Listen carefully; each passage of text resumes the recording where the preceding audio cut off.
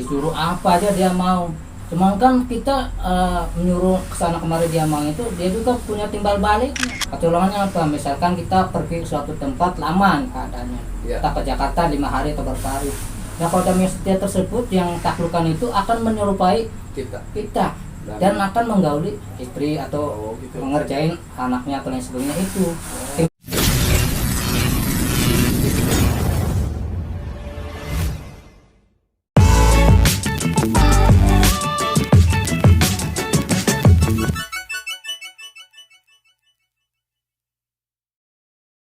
Berarti kan si kodam ini ada yang tadi dari leluhur, terus ada yang memang cari sendiri ya. Berarti yang bagus itu ya memang yang dari leluhur, kita nggak perlu cari, nggak perlu ini, dia mau melindungi kita kan. Mana itu sebenarnya kalau menyatu dengan diri kita pengennya itu ya bagusnya sih dikuasain. Jadi gitu. Keinginan pendamping itu gimana, kalau puasa berapa hari, puasa apa gitu ya. Kalau wiridannya apa gitu. Bagusnya jadi menyatu dalam diri kita itu artinya apa? Jadi kalau kita taruhlah, kalau menurut logika orang ini orang kayaknya harus celakanya lebih parah, tapi kenyataannya enggak. Jadi yang jenis atau yang itu ya yang mendampingi itu yang maju, misalkan ada KSA atau apa yang maju ya itu memang serupa kayak wiridan juga. Kalau kita udah setelah kontinu istiqomah terus-terusan itu menjenis sifatnya seperti kita, semua bentuknya seperti kita itu. Karena kalau menurut saya secara pribadi ya itulah tujuh nyawa itu cuman ya ada sih sebenarnya ya, hanya itu dari kodam-kodam tersebut yang menyerupai itu. Apalagi kalau yang model kodam yang taklukan ini yang lebih parah, lebih bahaya itu taklukan itu. Kayak kita bisa naklukan jin atau genderuwo atau segala macam itu. Ini yang lebih bahaya. Bahayanya seperti apa, Pak? Bahayanya begini, kalau misalkan dia itu udah setia, udah lama kan ngikut kita, disuruh apa aja dia mau. Cuman kan kita menyuruh kesana kemari dia mau itu, dia juga punya timbal baliknya. Harus ada timbal balik. Ya iya, secara tidak langsung juga begitu, apalagi secara langsungnya kita minta ini itu segala macam rutin, karena itu suatu saat nanti akan kecolongan. Kecolongannya apa? Misalkan kita pergi ke suatu tempat lama keadaannya, kita ke Jakarta 5 hari atau berapa hari. Nah kodam yang setia tersebut yang taklukan itu akan menyerupai kita dan akan menggauli istri atau mengerjain anaknya atau lain sebagainya itu. Timbal baliknya di sini, makanya lebih berbahaya di sini. Makanya saya juga ya pernah gitu ada yang maksa itu waktu di Cupang itu, memang lanjutannya belum selesai Cupang. Belum. Cuma agak-agak ini ya kalau diceritakan mungkin. Oke, jadi itu seputar kodam, seputar kalau itu ilmu apa sebutannya ya? Kalau kayak gitu ilmu kebatinan kah, kanuragan kah, atau karomahan? Ya mungkin tepatnya supaya kebatinan kali menurut saya gitu. Nah, ya karena berkaitan dengan batin. Iya. ya. Kalau makhluk yang seperti itu ada yang cantik nggak? Ada sih, benar. Ada. Berarti ya mungkin wajah aslinya atau bentuk aslinya ya nggak sesempurna manusia, tapi mereka bisa menyerupai. Iya. Bisa menyerupai kita.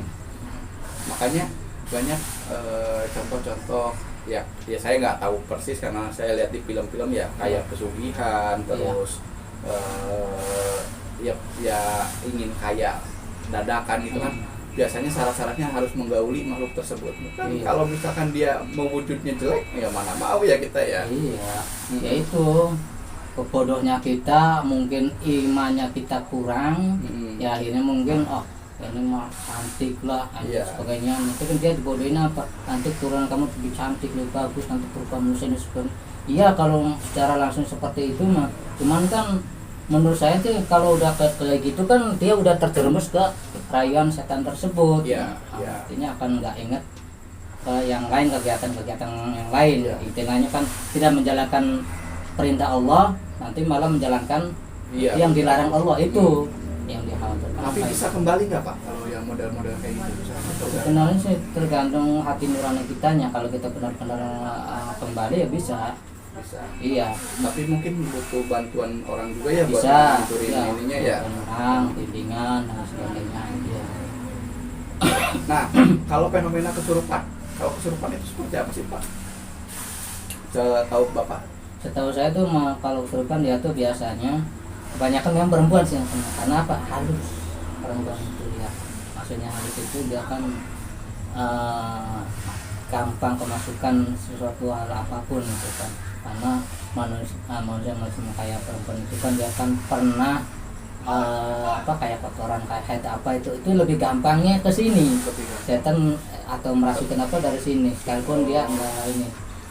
Iya, ya intinya semua orang kan kalau dalam keadaan pikiran kosong atau enggak karuan atau kalau lain sebagainya itu bisa kerasukan setan kalau imannya kita kurang kuat kan gitu. Ya, berarti terpengaruh lah. Ya, berarti kemasukan itu berarti dalam artian sukma kitanya terkuasai atau ya bisa jadi terkuasai karena iya. kita pikirannya kosong, imannya kita mungkin kurang gitu. Ya.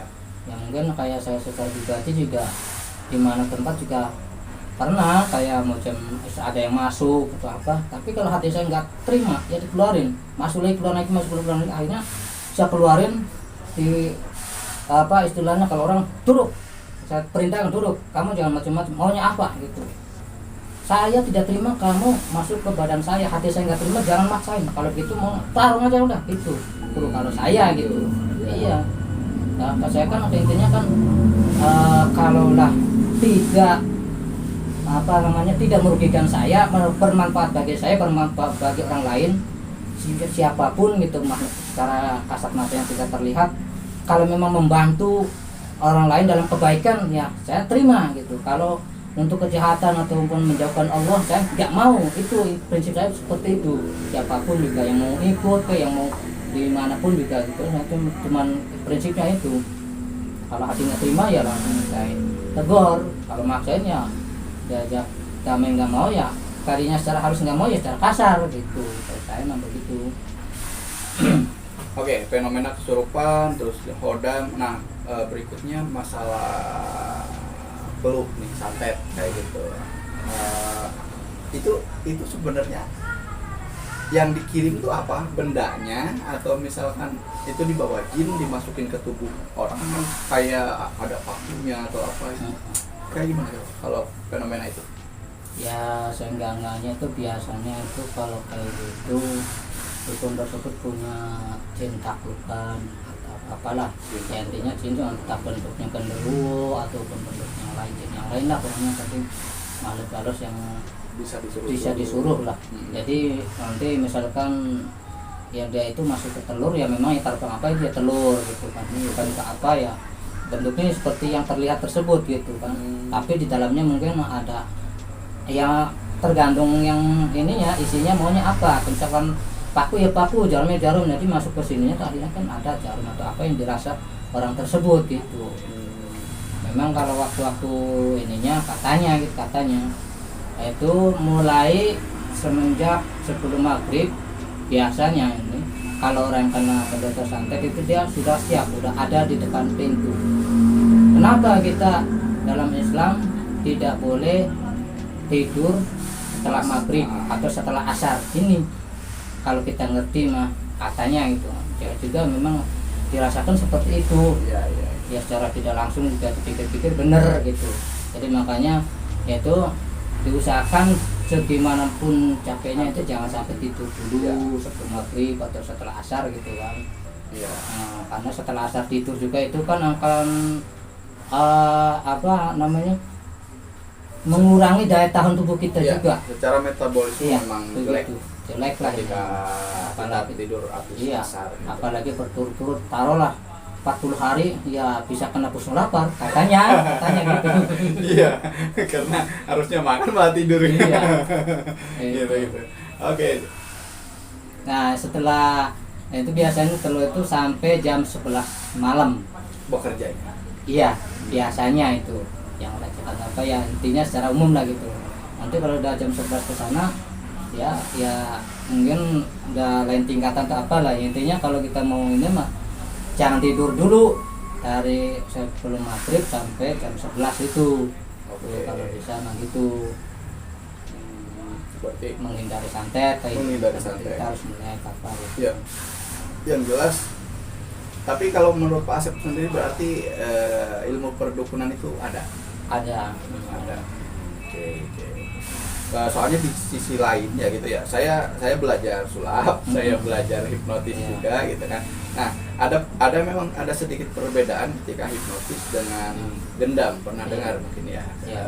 Kalau hipnotis itu ya science. Saya belajar ilmu komunikasi, terus gimana caranya supaya orang lain terhipnotis ya dengan komunikasi, dengan pikirannya sendiri justru gitu kan. Kalau gendam katanya dipukul aja langsung nggak sadar dan lain-lain gitu kan. Ada bedanya. Jadi berarti ilmu dukun ada ya.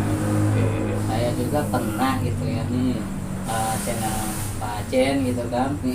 Ya itu waktu saat itu dengan istri. Jadi apa yang dilakukan Pak Acen itu secara tidak langsung kok dirasakan sama saya ada gitu. Jadi gerak dia ada, saya biarin terus saya tuh ikut gitu. Berarti ada kesamaan gitu, mungkin gitu. Ya, ada kesamaan. Karena saya sendiri juga pernah sih waktu mulaikan dengan ya diantara yang 3 itu dan teman-teman yang lain itu kan ada semacam sosok yang mungkin sukma atau apa perempuan. Pada saat tersebut itu memang hari Jumat itu. Nah, Jumat kan biasanya pondok pesantren libur. Datang di samping kita, diem aja dia. Saya merasakan ada seseorang. Terus saya tanya teman-teman yang lain, nggak tahu, ini nggak tahu. Udah, gimana ini? Udah mediasi aja coba. Itu bantu ya, bantu di mediasi. Akhirnya ditanyain, intinya itu perempuan itu sering lamun, padahal dia mondok di Babakan Suwaringin, dia orang Indramayu aslinya, punya pacar orang Jakarta. Nah, punya pacar orang Jakarta itu dia tuh diputusin secara tidak langsung, dia punya pacar lagi. Akhirnya kan pas di suatu tempat ketemu, sakit hati perempuan itu. Tahulah kalau perempuan disakiti kan lebih lama kan gitu, kan gitu. Nah, intinya dia tuh sering lamun, sering apa itu. Padahal di perempuan lain dengan yang laki-laki orang Jakarta itu udah kawin, ya, akhirnya kan dia lebih stres. Padahal dia juga memang orang kaya gitu di Melayunya. Cuman intinya dia itu minta bantuan. Nah, tapi ya saya kan kasih saran gitu. Saya sendiri juga belum tahu orang tersebut benar atau enggaknya. Tapi saya mediasi, ditanya bagus namanya. Lailatul Ukhra. Lail itu kan malam, Ukhra itu bagusnya malam. Masya Allah, bagus bener orang. Nah, namanya tuh. Kelas berapa nih? Dikasih tahu kelas 3 IPS. 3 IPS, iya. Di mana sekolahnya? Di MAN, Babakan Jualin MAN model. Oh iya, udah kalau itu terima kasih. Gimana maunya? Ya nanti kita pengen ngobrol aja lah, sama siapa? Ya sama bapak, ya sama saya gitu, karena saya lebih ngerti itu yang katanya itu Allah alam lah, karena Allah mungkin udah mengilhami atau apalah. Ya udah kalau gitu nanti besok ketemuan ya. Ya, di mana enaknya di mana? Depan itu aja warung yang depan sekolahan, di warung bakso. Siapa namanya? Baksonya Pak Dole. Ya udah saya tunggu jam berapa maunya? Jam istirahat jam berapa? Jam 10. Terus saya tunggu. Saya datang ditunggu sampai bakso apa kok orangnya nggak datang gitu. Tapi sebelum itu kan Anda tetangga itu kan kelas sosial 2. Nah, ditanyain namanya Lailatul Ukhra, sosial 3, terus pondoknya di As-Salafiyah. Benar ada orangnya. Bisa saya begini, saya juga heran saya juga. Kok bisa begitu? Kok tahu tuh? Dari mana? Enggak tahu tuh. Pokoknya semalam tuh ada yang kesini ya. Berarti yang datang itu bukan orang Widadasti, bukan. Sukmanya itu. Karena dia sering lamun apa itu soalnya kan. Ya udah kalau gitu nanti kasih tahu jam 10 di tempat tersebut Pak Haji Podoli bakso itu katanya mau ngobrol. Ya, dia kasih tahu. Pas pulangnya dari sekolahan itu kan tetangga saya ditanya itu udah disampaikan tapi orangnya nggak datang. Udahlah, biarin aja lah, masih udahlah urusan dia sendiri gitu kan. Kita nggak kenal ini. Ya benar orangnya sih ada. Gitu. Akhirnya begitu lain waktu datang lagi, begitu lagi. Aduh kamu gimana? Katanya begitu datang malu ini. Ya gimana bisa kalau kamu tertutup kayak gitu, permasalahan nggak bisa diselesaikan oleh itu. lah kamu kan di pondok banyak ustaz, kenapa kok ke saya kan nggak kenal ya, cuma saya orang Babakan aslinya, cuman kan saya kan bukan orang pondok, saya nggak ngerti apa masalah itu mah, cuman nggak tahu cocoknya sama saya. Ya kalau masalah gitu kan harusnya kan ke ustaznya ngobrol, ke siapa, ke ustazanya yang sekiranya ini kan gitu.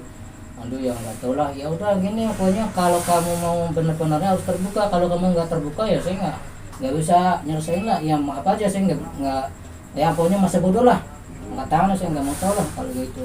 Ya akhirnya sampai dijemput sama orang tuanya bawa pulang, intinya udah kayak gitu. Oke, berarti ketika seseorang stres yang berlebihan terus juga banyak pikiran, masalah lagi hukumannya bisa kemana-mana ya, bahkan bisa tadi kalau kita bisa kendalikan, malah bisa kemasukan itu ya. Iya bisa seperti itu.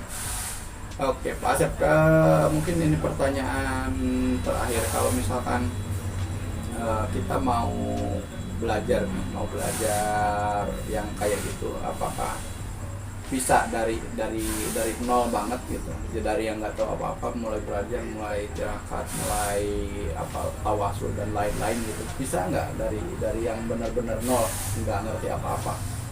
Ya kalau yang dikhawatirkan kan kalau kita belajar terus nggak ada gurunya gitu kan, itu terpengaruh lah.